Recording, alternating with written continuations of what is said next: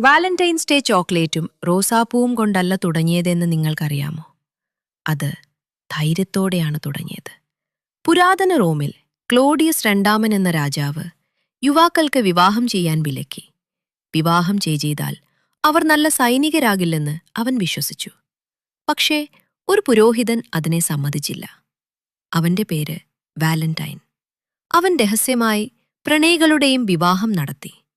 ഇതറിഞ്ഞ രാജാവ് അവനെ അറസ്റ്റ് ചെയ്തു. ഫെബ്രുവരി 14 അവനെ ശിക്ഷിച്ചു. പിന്നീട് അവനെ വിശുദ്ധനായി ആദരിച്ചു. അങ്ങനെ ഫെബ്രുവരി 14 പ്രണയദിനമായി മാറി.